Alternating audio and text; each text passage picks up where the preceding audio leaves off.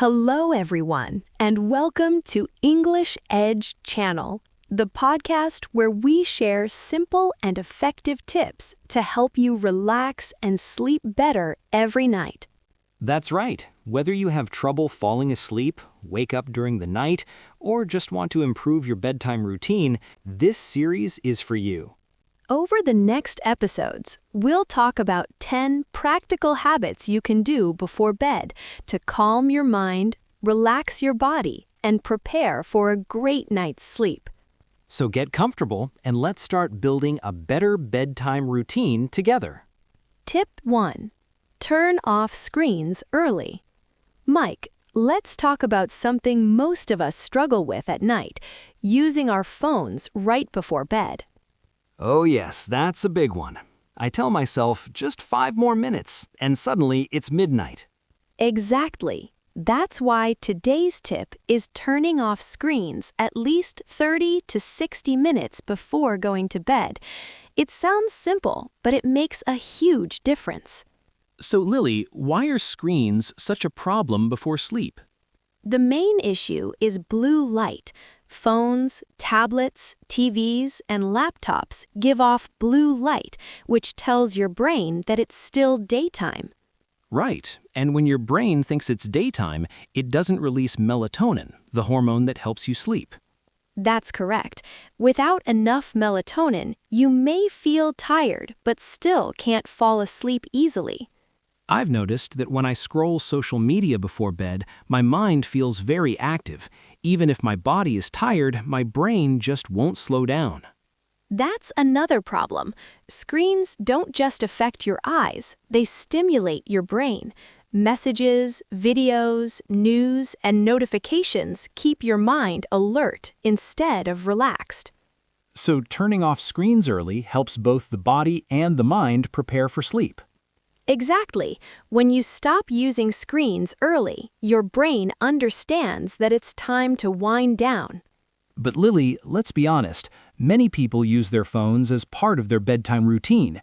How can they break that habit? Great question. One helpful step is to set a screen curfew. For example, decide that after 9:30 p.m., no phone or TV. I like that idea. Another thing is keeping your phone away from the bed, maybe on a desk or across the room. Yes, when your phone is not within reach, you're less likely to grab it out of habit. What should people do instead of using screens? They can replace screen time with calming activities, reading a book, stretching, journaling, or simply sitting quietly and breathing deeply. I've tried reading a few pages of a book before bed, and it really helps my eyes and mind relax. Same here. Even listening to soft music or nature sounds is much better than scrolling through a bright screen. Another benefit I've noticed is better sleep quality. When I avoid screens, I fall asleep faster and wake up feeling more refreshed. That's a big benefit. Over time, turning off screens early can improve your sleep routine and even your mood during the day. So to sum it up, turning off screens before bed helps your brain relax, improves melatonin production, and leads to deeper, better sleep. Exactly. It's a small habit, but it has a powerful impact on your health and well-being. If you're listening right now, try it tonight. Turn off your screens and see how you feel tomorrow. Your body and mind will thank you. Tip 2. Reflect on your day. Mike, we talked about turning off screens early. Now, let's move on to tip 2. Reflect on your day before going to bed. I really like this tip because it's simple but very powerful. Many people go to bed with a busy, noisy mind. Exactly. When we don't reflect, our thoughts keep running about work, mistakes, or worries about tomorrow. So Lily, what does reflecting on your day really mean? It means taking just 5 minutes to quietly think about your day, what happened, how you felt, and what you learned. And this doesn't mean judging yourself, right? Right. This is not about blaming yourself. It's about awareness and calm reflection. One easy way is to ask yourself simple questions like, what went well today? Yes, that's a great starting point. Even on a bad day, there is usually one small good moment. Maybe you finished a task, had a nice conversation, or just enjoyed a cup of coffee. Exactly. Focusing on positive moments helps your brain relax and feel satisfied. Another helpful question is, what did I learn today? I love that question. It could be something big or small, about work, relationships, or even yourself. For example, you might realize, I learned that I need to rest more, or I learned how to handle stress better. That kind of reflection helps personal growth and clears your mind before sleep. Some people like to reflect silently, but others prefer writing. What do you recommend? Both are good. Writing in a journal can be very powerful because it takes thoughts out of your head and puts them on paper. I've noticed that when I write my thoughts down, I stop thinking about them in bed. That's because your brain feels like the thoughts are saved and doesn't need to repeat them. Another benefit is emotional release. Reflection helps you let go of anger, stress, or disappointment from the day. Yes, and when you go to bed with a calm heart, your sleep becomes deeper and more peaceful. This habit also helps reduce anxiety about tomorrow. Absolutely. When today feels complete, tomorrow feels less heavy. So to keep it simple, before bed, take a few minutes to reflect on one good thing, one lesson, one feeling. That's all you need.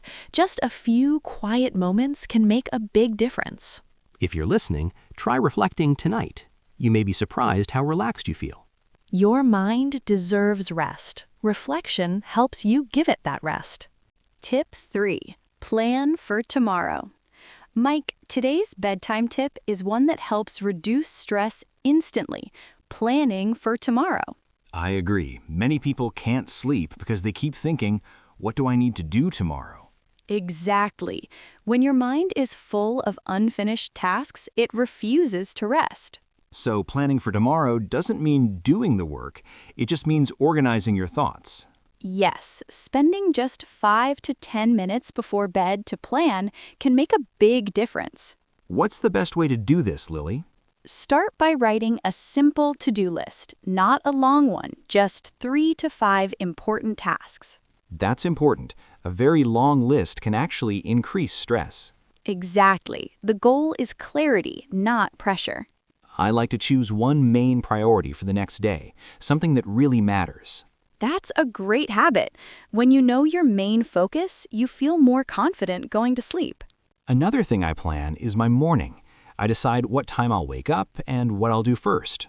Yes, even a rough morning plan helps your brain feel prepared and safe. Sometimes I also write down worries, things I'm concerned about. That's very helpful. When worries are written down, your brain doesn't need to repeat them all night. It's like telling your mind, I'll handle this tomorrow. Exactly. Planning creates a sense of control, which leads to relaxation. I've noticed that when I plan before bed, I fall asleep faster and wake up with less anxiety. And you start the day with purpose instead of confusion. Another tip is to keep your plan realistic. Don't overload your day before it even begins. Yes, be kind to yourself. Tomorrow doesn't need to be perfect, it just needs direction. So to summarize, planning for tomorrow helps you clear your mind, reduce stress, and sleep better. Just a few minutes of planning can give you a peaceful night and a stronger start to the day. If you're listening, try planning tonight and see how calm your mind feels. A calm plan leads to a calm sleep. Tip 4. Practice deep breathing.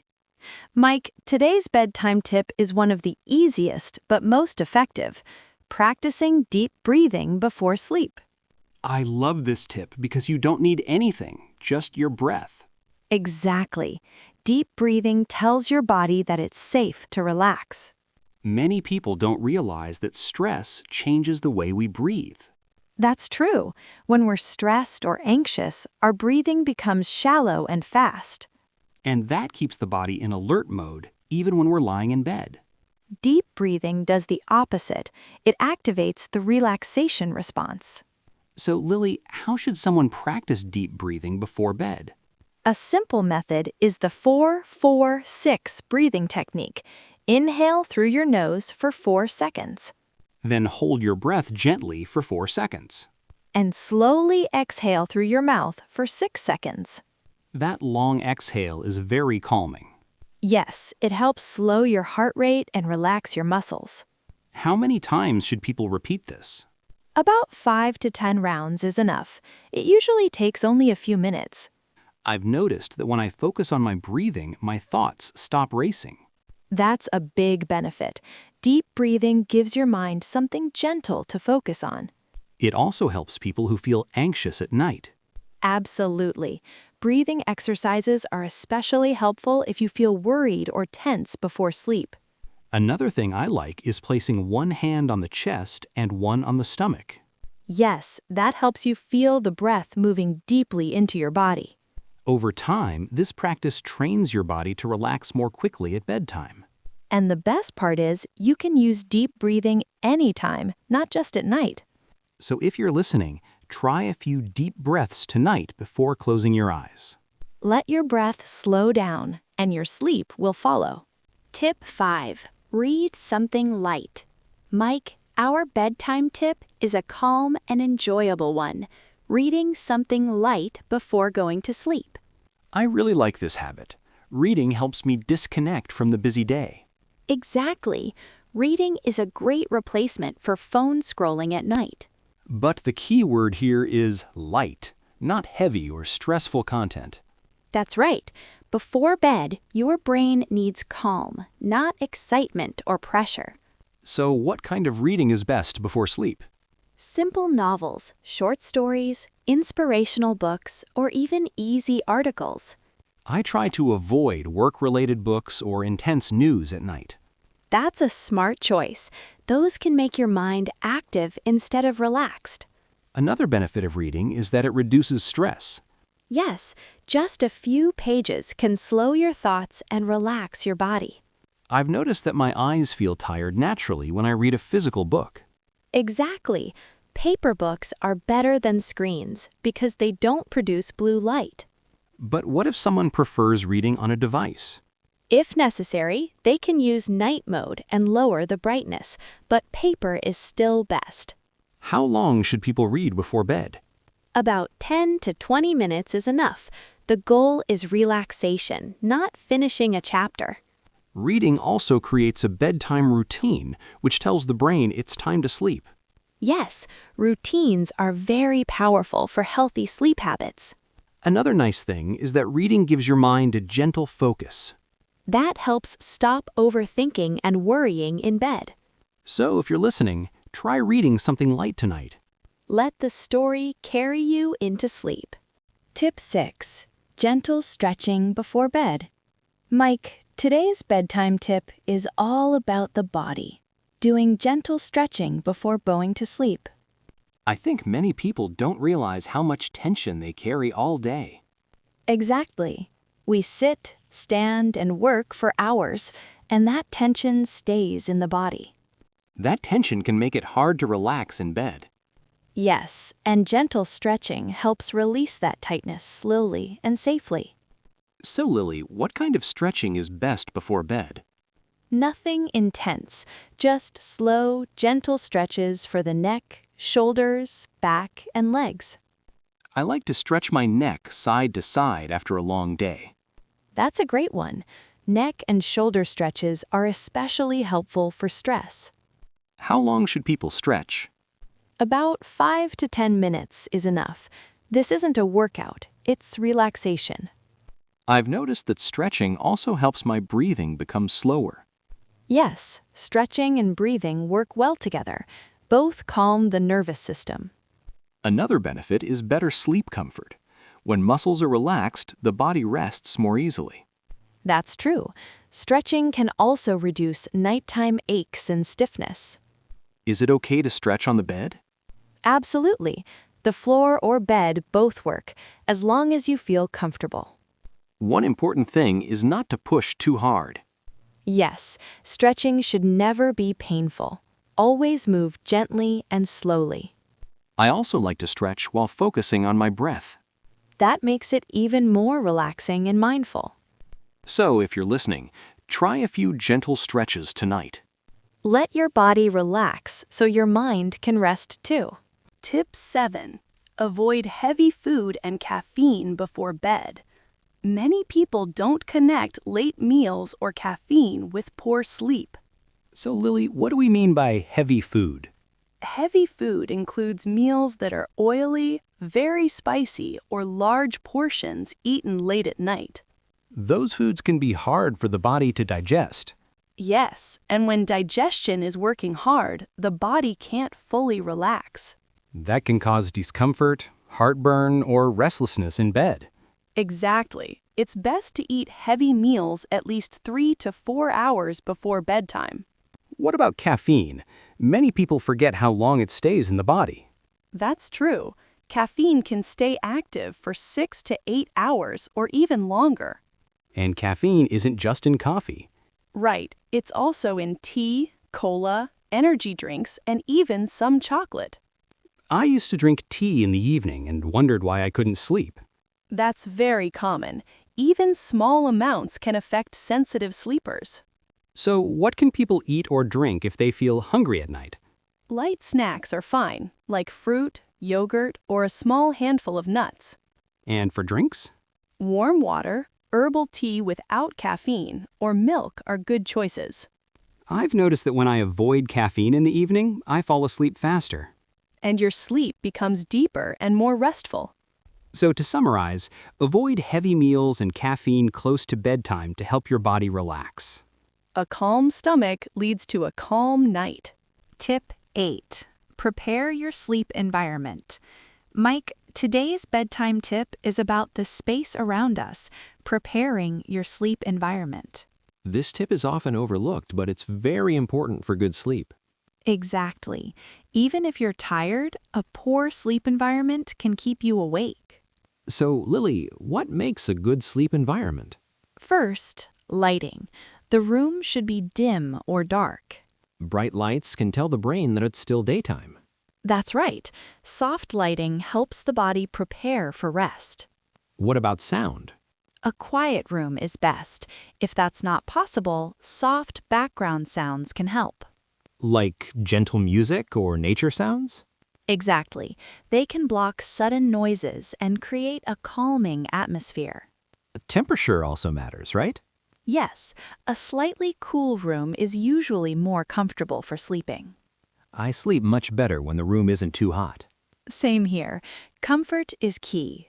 Let's talk about the bed itself. A clean, comfortable bed makes a big difference. Fresh sheets can help you relax. I love that feeling, getting into a clean bed after a long day. Me too. It signals to the brain that it's time to rest. Another thing is keeping the bedroom tidy. Yes, a messy room can create mental stress, even if we don't notice it. So preparing your sleep environment is really about sending calm signals to your mind. Exactly. When your environment feels peaceful, sleep comes more easily. If you're listening, try adjusting your room tonight. Small changes can make a big difference. Create a space that invites rest and relaxation. Tip 9. Listen to calm audio before bed. Mike, today's bedtime tip is one that many people enjoy, listening to calm audio before going to sleep. Yes, this is a great way to relax, especially for people whose minds are very active at night. Exactly. Silence can sometimes make thoughts louder. So calm audio gives the mind something gentle to focus on. That's right. Soft sounds help slow down thinking and reduce stress. What kind of audio works best before bed? Soft music, nature sounds like rain or ocean waves, or slow, relaxing podcasts. I personally like rain sounds. They make me feel calm and safe. Many people do. Nature sounds are especially soothing. What about podcasts or audiobooks? They're fine as long as the voice is calm and the topic isn't exciting or stressful. So probably not news or intense stories. Exactly. Choose something slow and comforting. Volume matters too, right? Yes, keep the volume low. It should relax you, not keep you alert. I usually set a sleep timer so the audio turns off automatically. That's a great idea. It prevents waking up in the middle of the night. Another benefit is that calm audio can block outside noise. Yes, especially for people who live in noisy areas. Listening to calm audio can also become part of a bedtime routine. And routines help the brain recognize that it's time to sleep. So if you're listening, try soft audio tonight and notice how your body responds. Let gentle sounds guide you into rest. Tip 10. Go to bed at the same time every day. Mike, today's final bedtime tip is about consistency, going to bed at the same time every day. This one is simple but very powerful for building healthy sleep habits. Exactly. Our bodies love routine. Going to bed and waking up at the same time helps regulate our internal clock. That internal clock is called the circadian rhythm, right? Yes, it controls when we feel sleepy and awake. What happens if we go to bed very late some nights and early others? That confuses our body's clock. It becomes harder to fall asleep and wake up feeling rested. So keeping a consistent bedtime helps the body know when it's time to rest. Exactly. It makes falling asleep easier and improves sleep quality. What if someone has a busy or unpredictable schedule? Try to find a regular bedtime that works most days and stick to it as much as possible. Even on weekends? Yes, even on weekends. Try not to sleep too late or wake up very late. That helps avoid the Sunday night blues or Monday morning tiredness. Exactly. Consistency keeps your sleep rhythm steady. I've noticed when I'm consistent, I wake up feeling more refreshed and energetic. That's the power of routine. So if you're listening, pick a bedtime and try to keep it every night. Your body will thank you with better, deeper sleep. Thanks so much for joining us today on Sweet Dreams Tonight. We hope these tips help you unwind and get the rest you deserve. Remember, good sleep is a key part of good health, so try to make these habits part of your nightly routine. If you enjoyed this episode, please subscribe and share it with friends or family who might benefit. And don't forget to tune in next time for more ways to improve your sleep and wake up refreshed. Sweet dreams, everyone. Good night.